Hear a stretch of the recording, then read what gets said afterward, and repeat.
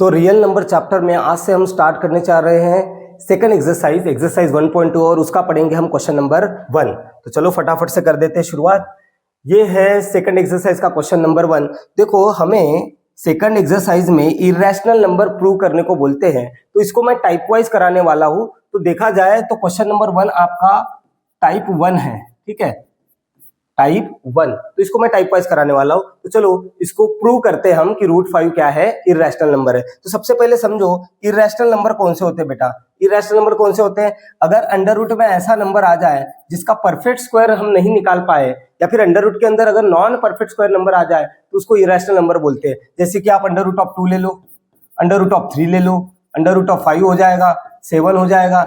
√9 होगा क्या? नहीं, क्योंकि √9 का आंसर निकलता है बेटा 3। तो ये इरेशनल नंबर नहीं है, ये इरेशनल नंबर नहीं है। अंडर रूट में ऐसा नंबर जो नॉन परफेक्ट स्क्वायर हो, अगर नॉन परफेक्ट स्क्वायर नंबर अगर अंडर रूट में आ जाए तो उसको बोला जाता है क्या? Irrational number. और हमें इस क्वेश्चन में यही प्रूव करना है कि √5 क्या है, इरेशनल नंबर है। तो कैसे करेंगे जरा सुनना। सबसे पहले हम इसको क्या मानेंगे? रैशनल मानेंगे। मैं स्टेप बाय स्टेप आपको समझाता हूं कैसे करना है। तो सबसे पहले आपको क्या करना है ना, इसको रैशनल मान लेना है। इसको रैशनल मानेंगे हम, मतलब हम लिखेंगे let us assume that √5 is rational number. आप सबसे पहले इसको मान लोगे कि ये कौन सा नंबर है? रैशनल नंबर है, ठीक है। अब अगर कोई रैशनल नंबर है तो रैशनल नंबर होता कैसा है बेटा? रैशनल नंबर जो रहता है वो a/b या p/q के फॉर्म में रहता है। आपने पढ़ा होगा रैशनल नंबर किस फॉर्म में रहता है? p/q के फॉर्म में, where q is not equal to 0। मतलब समझाता हूं मैं बेटा, रैशनल नंबर में एक न्यूमरेटर होता है और एक क्या होता है? डिनोमिनेटर होता है। और आपका डिनोमिनेटर 0 नहीं होना चाहिए। जैसे कि आप 2/3 ले लो, 2 क्या ले लो? 3 ले लो। तो ये भी क्या है? Rational number. देखो इस पे के पास न्यूमरेटर है और डिनोमिनेटर है, और इसका डिनोमिनेटर है क्या? 0 नहीं है। तो रैशनल नंबर कौन से होते हैं? जिसके पास न्यूमरेटर हो, डिनोमिनेटर हो और जिसका डिनोमिनेटर 0 ना हो, उसको बोला जाता है रैशनल नंबर। और हमने √5 को रैशनल नंबर माना है, तो हम √5 को रैशनल नंबर अगर हमने माना है तो हम √5 को क्या लिखेंगे? √5 को लिखेंगे a/b, क्योंकि रैशनल नंबर में एक न्यूमरेटर होता है और एक क्या होता है? डिनोमिनेटर होता है। और यहाँ पे आपका b 0 नहीं रहना चाहिए। यही रैशनल नंबर की डेफिनेशन है। लेकिन ध्यान देना, यहाँ पे एक कंडीशन है। कंडीशन क्या है? मैं कंडीशन लिखने जा रहा हूं, और सबसे इंपॉर्टेंट स्टेप यही होती है वेयर। आपको ये लिखना बहुत जरूरी है। क्या? Where a and b are coprime number. आपको ये एज्यूम करना है कि a और b क्या है? को प्राइम है। ये स्टेप बड़ी इंपॉर्टेंट है। ये जो स्टेटमेंट है ये आपको लिखना ही है। इसके बगैर अगर ये स्टेटमेंट नहीं लिखा तो आपको पूरे मार्क्स नहीं मिलेंगे। आपको ध्यान रखना है कि ये जो a और b हमने न्यूमरेटर और डिनोमिनेटर में नंबर लिया है, क्योंकि रैशनल नंबर की डेफिनेशन ही वही है, जहां पे न्यूमरेटर और डिनोमिनेटर हो और डिनोमिनेटर आपका 0 ना हो, तो हमने न्यूमरेटर और डिनोमिनेटर में क्या लिया है? a और b लिया है। लेकिन ये a और b कैसे नंबर होंगे? को प्राइम नंबर होंगे। ऐसा क्यों, वो समझाने जा रहा हूं मैं। तो सबसे पहले तो को प्राइम नंबर समझो क्या होता है। को प्राइम नंबर बेटा ऐसे कोई भी दो नंबर जिनमें केवल 1 एज अ कॉमन फैक्टर हो, जिनमें केवल 1 एज अ कॉमन फैक्टर हो। जैसे कि 2 और 3 ले लो। आप 2 और 3 में देखोगे तो कॉमन फैक्टर क्या मिलेगा आपको? 1 ही तो मिलेगा। 2 का मतलब क्या होता है? 2 × 1, और 3 का मतलब क्या होता है? 3 × 1। तो बेटा इनमें कॉमन फैक्टर क्या है? केवल 1। ऐसे नंबर को बोला जाता है को प्राइम नंबर। जैसे कि आप 4 और 9 ले लो, 4 और 9। तो बेटा 4 के अगर फैक्टर निकाले जाए तो 2 × 2 × 1, और 9 के फैक्टर निकाले जाए तो 3 × 3 × क्या आता है? 1। इन दोनों में भी देखो कॉमन फैक्टर क्या है? केवल 1।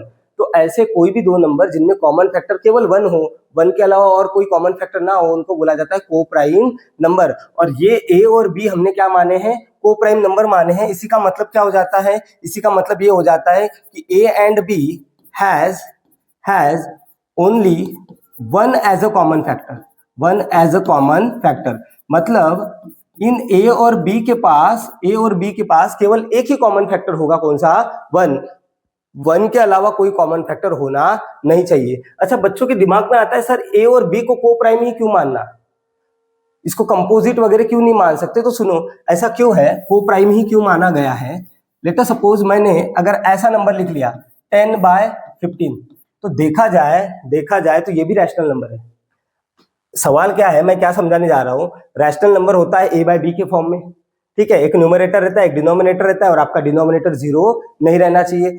अच्छा ये तो ठीक है, लेकिन ए और बी को प्राइम ही क्यों माना वो समझाने जा रहा हूं। तो देखो ये भी एक रैशनल नंबर है, ये भी एक रैशनल नंबर है, बराबर है। और अगर मैं इसको सॉल्व करूं तो मेरा आंसर आता है 2/3, ये भी ये रैशनल नंबर है, ये भी ये रैशनल नंबर है। और बेटा दोनों का मतलब क्या है, एक ही है। आप 10/15 लिखो या आप 2/3 लिखो, बात तो एक ही है, बराबर है। इसी का आंसर ये आता है, अब आप 5 से काट दो, 5 2 जा और 5 3 जा। अब देखो ये जो नंबर लिखा है और ये नंबर लिखा है, दोनों का मतलब एक ही है। 10/15 भी रैशनल है, वैसे देखा जाए तो 2/3 भी रैशनल है। लेकिन ध्यान दो मैं क्या समझाने जा रहा हूं, अगर आपके किसी क्वेश्चन का आंसर आपको अगर लिखना है तो आप 10/15 लिखते या 2/3 लिखते? किसी क्वेश्चन का आपको आंसर अगर लिखना है तो आप 10/15 लिखोगे या आप उसका आंसर 2/3 लिखोगे? हम 10/15 नहीं लिखते बेटा, हम उसको काट देते हैं और काटने के बाद जो नंबर आता है वो आंसर लिखते हैं। तो हमारा आंसर कभी भी 10/15 नहीं रहता, वो क्या रहता, 2/3 रहता। अब 2/3 को अगर आप गौर करोगे, 2 and 3 ये कैसे नंबर है बेटा, ये कोप्राइम ही तो है, ठीक है। और देखा जाए तो 10 and 15 ये कोप्राइम नहीं है। तो जब भी हम आंसर लिखते हैं, लिखते वक्त रैशनल नंबर में के फॉर्म में अगर आंसर लिखना है तो हम ऐसा ही लिखेंगे, ऐसा लिखेंगे क्या? नहीं, क्योंकि ये कटते हैं बेटा, ये नंबर क्या हो रहे हैं, कट रहे हैं, क्योंकि इनमें कोई ना कोई कॉमन फैक्टर है। आप देखो ना 10 में 10 के फैक्टर होते हैं 2 into 5 और 15 के फैक्टर क्या होते हैं 3 into 5। तो इनके पास 1 के अलावा कॉमन फैक्टर है, कौन सा, 5। तो ये कट रहे हैं, ये क्या हो रहे हैं, कट रहे हैं। इस वजह से बेटा इनको काट के हम आंसर क्या लिखते हैं, 2/3। अब 2/3 में कोई भी कॉमन फैक्टर नहीं है 1 के अलावा, तो ये क्या बन गए, कोप्राइम। तो एक्चुअली हम आंसर ऐसा लिखते हैं फ्रैक्शन का, एंड जब आंसर हम लिखते हैं फ्रैक्शन का तो उसमें कोप्राइम नंबर ही हमेशा होते हैं, एंड दैट्स व्हाई हमने ए और बी को क्या माना है, कोप्राइम माना है, ठीक है। अच्छा आगे बढ़ते हैं, अभी आगे बढ़ते हैं। इसके बाद क्या करना, सुनो, इसके बाद क्या करना है आपको, इसके बाद आपको ए का आंसर निकालना है, यहां से ए का फॉर्मूला बना लेना है। तो बेटा ए का फॉर्मूला क्या बनेगा, बनाओ तो ये डिवाइड इधर जाके क्या होगा, मल्टीप्लाई। तो ए इज इक्वल टू क्या आ जाएगा, √5b। A is equal to क्या आ जाएगा, √5b, ठीक है। इसकी स्टेप्स बिल्कुल फिक्स होती है, ऐसे ही करना है, चाहे √5 आए, चाहे √7 आए, चाहे √2 आए, आपको स्टेप्स यही फॉलो करनी है हर बार, ठीक है। तो यहाँ पे ए निकालना है, तो ए कैसे निकाला बेटा, ये डिवाइड इधर जाके क्या हो गया, मल्टीप्लाई। अब मुझे ये स्क्वायर रूट हटाना है, तो स्क्वायर रूट हटाने के लिए क्या करना पड़ेगा, स्क्वायर लेना पड़ेगा। तो नेक्स्ट स्टेप क्या होंगी, taking square on both side, taking square on both side. आपको दोनों साइड में क्या लेना है, स्क्वायर लेना है, ले लो। तो ए का स्क्वायर क्या हो जाएगा, चलो मैं लेके बताता हूँ। ए स्क्वायर, सबका स्क्वायर लेना पड़ेगा, √5 का स्क्वायर, और यहाँ पे क्या आ जाएगा, बी का स्क्वायर। तो बेटा ए का स्क्वायर क्या आ जाएगा, ए स्क्वायर, यहाँ पे स्क्वायर रूट कैंसिल, और बी का स्क्वायर क्या आ जाएगा, बी स्क्वायर, हो गया। इसको बोल देंगे हम इक्वेशन नंबर 1। अब इसका मीनिंग निकालना है हमें। इसका मीनिंग पता है क्या होता है, देखो मीनिंग क्या होता है, इसका मीनिंग होता है कि 5 डिवाइड्स ए स्क्वायर, ये इसका मीनिंग होता है, 5 डिवाइड्स ए स्क्वायर। आप बोलोगे सर ये मीनिंग कैसे आया इसका, जरा ध्यान देना। हमारे ए स्क्वायर की वैल्यू क्या आई है, 5 into b स्क्वायर, आई है ना, ठीक है। तो ए स्क्वायर का फैक्टर है 5।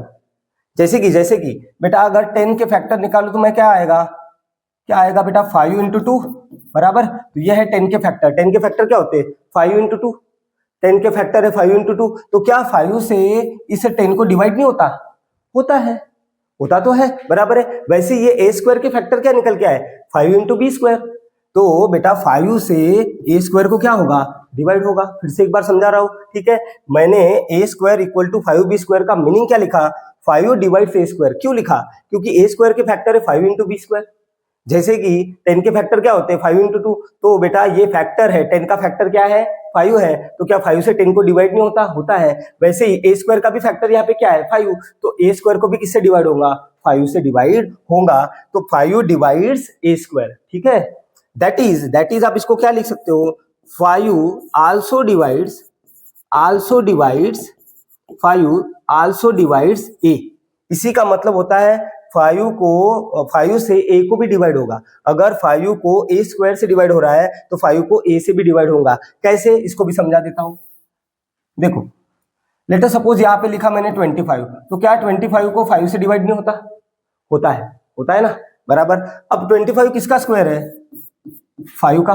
किसका स्क्वायर है, 5 का। तो मैं ऐसा भी तो बोल सकता हूं, देखो 25 अगर 5 से डिवाइड हो रहा है तो 5 के स्क्वायर को भी किससे डिवाइड होगा, 5 से, होगा नहीं होगा, होगा ना।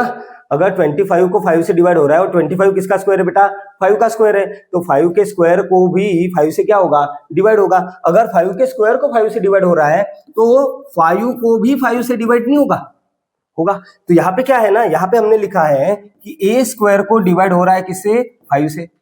ए स्क्वायर को डिवाइड हो रहा है किससे, 5 से। तो ऑब्वियस सी बात है ए को भी किससे डिवाइड होगा बेटा, 5 से डिवाइड होगा। देखो तो कंपेयर करके देखो, 5 स्क्वायर को 5 से डिवाइड होता है, 5 स्क्वायर मतलब क्या होता है 25, तो 5 स्क्वायर को 5 से क्या होता है, डिवाइड होता है। अगर 5 स्क्वायर को 5 से डिवाइड होता है तो ऑब्वियस सी बात है 5 को भी 5 से डिवाइड होगा। वही तो किया है हमने, अगर ए स्क्वायर को 5 से डिवाइड हो रहा है तो ए को भी 5 से डिवाइड होगा। तो ये हमने निकाला कंक्लूजन, इसको बोल देते हैं इक्वेशन नंबर 2। ठीक है, अब सुनो मैं क्या कहने जा रहा हूं, ध्यान देना अच्छे से, थोड़ा सा हार्ड जाता है ये, शुरुआत में हार्ड जाता है। मतलब 5 से ए को डिवाइड हो रहा है, जैसे 10 को 5 से डिवाइड होता है। 10 को किससे डिवाइड होता है बेटा, 5 से। देखो ना 10 को डिवाइड होता है किससे, 5 से। क्यों, क्योंकि 10 का फैक्टर है 5। 10 को 5 से डिवाइड होता है। क्यों, क्योंकि 10 का फैक्टर है 5। अगर 5 से a को डिवाइड हो रहा है, इसी का मतलब क्या होता है, दैट इज, इसी का मतलब होता है 5 is a factor of a। इसी का मतलब है कि 5 a का क्या होगा, फैक्टर होगा। और इसको बोल देता हूं मैं इक्वेशन नंबर 1। तो हमें क्या मिला बेटा, 5 is a factor of a। ठीक है, ये हो गया आधा क्वेश्चन सॉल्व आपका।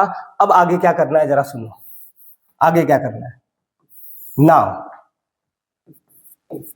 आगे क्या करना है सुनो। पहले इतना एक बार देख लो,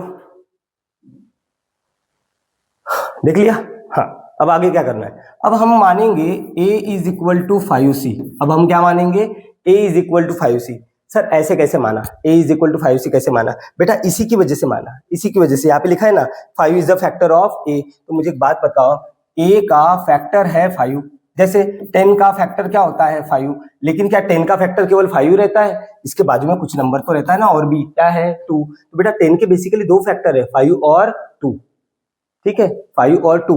वैसे ही हमने यहाँ पे प्रूव किया है क्या, 5 is a factor of A, 5 is a factor of A. तो ए का एक फैक्टर 5 होगा, इसका मतलब जरूरी थोड़ी है कि इसका एक ही फैक्टर रहेगा बेटा, इसका कोई दूसरा भी तो फैक्टर रह सकता है, जैसे कि सी। देखो देखो देखो, ध्यान देना, जैसे 10 का फैक्टर है 5 बराबर, लेकिन क्या 10 का केवल फैक्टर 5 ही है, दूसरा कोई फैक्टर नहीं है ना बेटा, कौन सा है 2। वैसे ही a का फैक्टर है 5, ये तो हमने प्रूव कर दिया, लेकिन क्या a का फैक्टर केवल 5 ही रहेगा, नहीं, कोई और भी तो नंबर साथ में हो सकता है। तो वो हमने क्या माना, c माना, समझा। जैसे 10 इज इक्वल टू क्या होता है 5 इंटू 2, वैसे a इज इक्वल टू क्या हो जाएगा 5 इंटू समथिंग। जैसे 10 का फैक्टर है 5, 10 का फैक्टर है 5, वैसे ही 5 a का भी तो फैक्टर है, 5 a का भी फैक्टर है। लेकिन जैसे 10 होता है 5 इंटू 2, वैसे a होगा 5 इंटू समथिंग, उस समथिंग को हमने क्या माना, c माना। देखो तो इतना समझा, क्या समझ में आया, अच्छा ओके। नाउ देखो हमारे पास ना a स्क्वायर की वैल्यू है, हमारे पास किसकी वैल्यू है, a स्क्वायर। तो इसको ना स्क्वायर में कन्वर्ट कर लेते हैं। तो इसके लिए क्या कर लो आप, taking square on both side कर लो, taking square on both side कर लो, taking square on both side. अगर आपने taking square on both side, दोनों साइड में स्क्वायर कर लिया तो क्या हो जाएगा, सबका स्क्वायर करो, a का स्क्वायर होगा, 5 का स्क्वायर होगा, और फिर क्या होगा, c का भी स्क्वायर होगा। कर लो, a का स्क्वायर आ जाएगा a स्क्वायर, 5 का स्क्वायर 25, और c का स्क्वायर क्या आ जाएगा, c स्क्वायर हो गया। अब a स्क्वायर यहाँ पे आया है, और a स्क्वायर की वैल्यू हमारे पास है कौन सी, 5b स्क्वायर। डाल दो यहाँ पे, a स्क्वायर की जगह पे क्या डालना है आपको, 5b स्क्वायर डालो। a स्क्वायर की जगह पे डाल दिया 5b square is equal to क्या है यहाँ पे 25c स्क्वायर। कहाँ से डाला, फ्रॉम इक्वेशन 1, इक्वेशन 1 से डाल दिया बराबर। अब बेटा ये 5, यहाँ से b स्क्वायर की वैल्यू निकालो, ये 5 मल्टीप्लाई इधर जाके क्या होगा, डिवाइड, तो b square is equal to क्या आ जाएगा 25/5 इंटू सी स्क्वायर। अब 25 को 5 से डिवाइड करो, कितना आ जाएगा, b square is equal to 5c square. b square equal to क्या आया, 5c स्क्वायर। अब देखो इसको और इसको मैच करो इक्वेशन 1 को, बेटा a स्क्वायर इक्वल टू आया था 5b स्क्वायर, तो हमने क्या लिखा था 5 डिवाइड से स्क्वायर बराबर है। फिर से एक बार, a स्क्वायर इक्वल टू आया था 5b स्क्वायर, तो हमने क्या लिखा था 5 डिवाइड a स्क्वायर। तो यहाँ पे क्या है, b square equal to 5c square, तो इसको मैं क्या लिख सकता हूँ, इसको मैं ऐसा नहीं लिख सकता 5 डिवाइड्स b स्क्वायर। जरा समझो तो, फिर से एक बार समझाता हूँ। जैसे यहाँ पे आया था a square is equal to 5b square, तो इसको हमने क्या लिखा था 5 डिवाइड से स्क्वायर। वैसे ही तो यहाँ पे आया है, देखो तो बी स्क्वायर इक्वल टू क्या है 5c स्क्वायर, तो इसका मतलब मैं क्या लिख सकता हूँ 5 डिवाइड्स बी स्क्वायर। अच्छा 5 डिवाइड ए स्क्वायर को आगे मैंने क्या लिखा था 5 आल्सो डिवाइड ए, वैसे ही 5 डिवाइड बी स्क्वायर को हम क्या लिख सकते हैं that is 5 also divides b बराबर। अब 5 डिवाइड्स ए का मतलब हमने क्या लिखा 5 इज अ फैक्टर ऑफ ए, वैसे ही 5 डिवाइड्स बी को क्या लिखेंगे हम 5 इज फैक्टर ऑफ बी, सही है। और इसको बोल दो इक्वेशन नंबर 2, हो गया हो गया। इसको कंपेयर करके मैंने ये समझा दिया। नाउ अब क्या करना है आपको, देखो अब क्या करना है, ये हो गई इसकी सेकंड स्टेप। थर्ड स्टेप में आपको क्या करना है, आपको स्टेटमेंट लिखना है from 1 and 2, from sorry 1 and 2 ये क्या नहीं, ये इक्वेशन नंबर 2 है और इसको बोल देंगे इक्वेशन नंबर 3, ठीक है। इसको 1 बोल दिया था ना पहले, तो ये इक्वेशन 2 और इक्वेशन 3, तो फ्रॉम 2 and 3, फ्रॉम 2 and 3, जरा 2 और 3 को पढ़ो, 2 और 3 को पढ़ो। 2 में क्या बोला है 5 is a factor of a, 3 में क्या बोला है 5 is a factor of b, मतलब ए और बी का दोनों का एक कॉमन फैक्टर हमें मिला, कौन सा 5। जरा पढ़ के तो देखो, 2 और 3 को पढ़ो, क्या लिखा है 2 में 5 is a factor of a, 3 में क्या लिखा है 5 is a factor of b, मतलब 5 ए और बी का क्या है फैक्टर है। तो फ्रॉम 2 and 3 हम क्या बोल सकते हैं 5 इज कॉमन फैक्टर ऑफ क्या ए एंड बी। 2 और 3 से हमें पता चला है, 2 और 3 से हमें क्या पता चला है कि 5 जो है वो ए और बी का क्या है कॉमन फैक्टर। लेकिन ऐसा होना नहीं चाहिए था बेटा, क्यों, क्योंकि ए और बी क्या है हमारे को प्राइम नंबर है। अगर ये को प्राइम नंबर है तो इनके पास केवल 1 ही कॉमन फैक्टर होना चाहिए, 1 के अलावा कोई और कॉमन फैक्टर होना नहीं चाहिए था। लेकिन यहाँ पे आया है कौन सा 5 कॉमन फैक्टर आया है। फिर से एक बार समझा रहा हूं, ए और बी हमारे कौन से नंबर थे को प्राइम नंबर थे, तो इनके पास केवल एक ही कॉमन फैक्टर होना चाहिए था, वो भी 1 के अलावा कोई कॉमन फैक्टर होना नहीं चाहिए था, क्योंकि ए और बी को प्राइम है। लेकिन हमारा 1 के अलावा भी एक कॉमन फैक्टर आया है, कौन सा 5। तो बेटा हमने जो माना है ना, जो एजम्पशन किया है वो कहीं ना कहीं क्या है रॉन्ग है। तो वही लिखने जा रहा हूं मैं, देखो कैसे, but it contradict the fact that A and B are co-prime numbers, ठीक है। अगर ए और बी का 1 के अलावा कोई कॉमन फैक्टर आया है, जैसे कि यहाँ पे आया है 5, तो ये उल्टा हो रहा है, ये केस रॉन्ग हो रहा है। क्यों, क्योंकि ए और बी तो को प्राइम थे, अगर को प्राइम थे तो इनका केवल कॉमन फैक्टर होना चाहिए था 1, लेकिन 1 के अलावा भी क्या आ गया है 5 आ गया है, मतलब हमारा एजम्पशन क्या है रॉन्ग है। देयरफॉर हम लिखेंगे अवर क्या एजम्पशन इज रॉन्ग, हमारा एजम्पशन रॉन्ग है। क्या एज्यूम किया था हमने एज्यूम किया था √5 क्या है रैशनल, तो वो रॉन्ग है बेटा एजम्पशन। अगर √5 रैशनल रॉन्ग है, √5 जो हमने माना था रैशनल नंबर, अगर वो सही नहीं है तो इसका मतलब क्या हो जाता है √5 हमारा कौन सा नंबर होगा इरैशनल नंबर होगा। देयरफॉर √5 इज क्या बन जाएगा इरैशनल नंबर, समझे। इस तरीके से इसको क्या करना है प्रूव करना है, क्लियर बात है, ठीक है। अच्छा अगर √5 के अलावा कोई दूसरा नंबर आ जाए तो क्या करना, आपको ज्यादा मेहनत नहीं है बेटा, इसी में मैं चेंज करके आपको बता देता हूँ, ठीक है। चलो √5 के अलावा अगर कोई दूसरा नंबर आ जाए तो क्या करो, मैं पहले इसको हटा देता हूँ। अगर आपको स्क्रीनशॉट लेना है तो ले लो, पहले ले लिया। देखो अगर √5 की जगह पे आपको पूछ लिया गया, क्या पूछा, लेट अस सपोज आपको √5 की जगह पे बोला गया कि प्रूव करो √7 इरैशनल है, कौन सा √7, तो कोई ज्यादा बड़ी मेहनत नहीं है। फिर आप क्या करोगे, आप देखो मैं यहाँ पे चेंजेस कर लेता हूँ, बस 5 की जगह पे हर बार क्या आएगा यहाँ पे 7 आएगा, दैट्स इट, और कुछ नहीं होने वाला, ठीक है। देखो मैं पहले थोड़ा सा आप वेट करो बस, हाँ। अब देखो आपको बोला गया √7 क्या है इरैशनल नंबर है, ये प्रूव करो। तो आप क्या करोगे बेटा, आप हर जगह पे जहां पे 5 आया है वहां पे 7 डालोगे, और जहां पे 5 का स्क्वायर आया है, 5 का स्क्वायर 25 होता है, तो 7 का स्क्वायर कितना हो जाएगा 49। तो करके देखो, तो जरा करके देखो।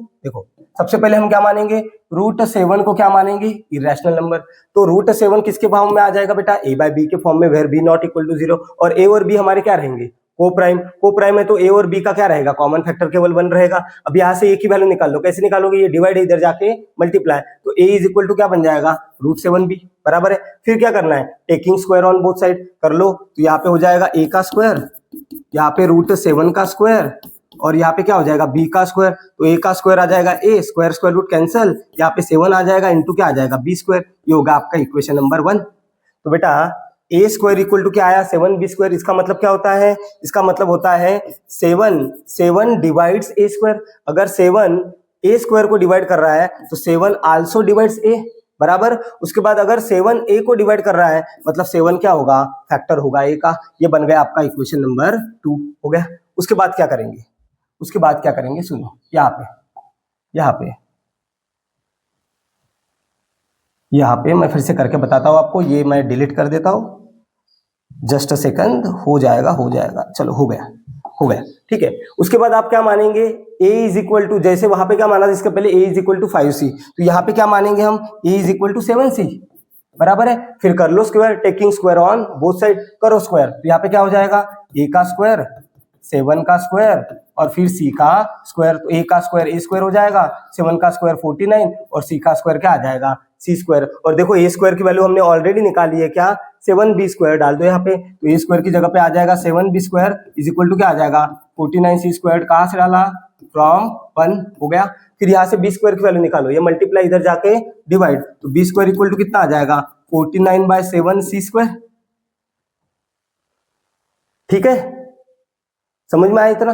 अब देखो 49/7 कितना आ जाएगा बेटा, तो b square is equal to आ जाएगा 7c स्क्वायर, यहाँ पे लिख देता हूं मैं अच्छे से, b square is equal to क्या आ जाएगा, 7c स्क्वायर। तो जैसे a square equal to 7b square आया तो इसका मतलब क्या लिखा हमने, 7 डिवाइड a स्क्वायर, वैसे ही b square equal to 7c square आया, इसका मतलब क्या हो जाएगा, 7 डिवाइड b स्क्वायर। अगर 7 से b स्क्वायर को डिवाइड हो रहा है तो 7 से b को भी डिवाइड होगा, अगर 7 से b को डिवाइड हो रहा है इसका मतलब 7 क्या होगा, फैक्टर होगा b का। तो इसका मतलब देखो, अभी आप अगर इक्वेशन नंबर 2 और 3 को ऑब्जर्व करोगे तो आप पाओगे कि 7 जो है वो a का भी फैक्टर है और 7 जो है वो b का भी फैक्टर है। तो फ्रॉम 2 and 3 हम क्या लिख सकते हैं, फ्रॉम 2 and 3 हम लिख सकते हैं कि 7 is a common factor of a and b। लेकिन ऐसा होना नहीं चाहिए था, क्यों, क्योंकि a और b क्या है, को प्राइम है, तो उनमें कॉमन फैक्टर केवल रहना चाहिए था 1, लेकिन 1 के अलावा भी कॉमन फैक्टर आ गया है, कौन सा, 7। मतलब हमने जो एजम्पशन किया था कौन सा, कि a और b को प्राइम है, वो को प्राइम है, और √5 हमारा क्या है, √7 हमारा क्या है, रैशनल नंबर है, ये हमारा एजम्पशन क्या है, रॉन्ग है। इसी वजह से हमारा √7 जो है वो रैशनल नहीं, वो क्या कहलाएगा, इरैशनल नंबर कहलाएगा। अब ये √7 के लिए हो गया, वैसे आप √2 के लिए भी करके देख सकते हो, √11 के लिए भी करके देख सकते हो, बेटा स्टेप बदलने वाली नहीं है, ठीक है। तो ये हो गया क्वेश्चन नंबर 1 एक्सरसाइज 1.2 का, या फिर यू बोलो इरैशनल नंबर का ये है टाइप नंबर 1, ठीक है। तो नेक्स्ट क्लास में हम इसका टाइप नंबर 2 पढ़ेंगे।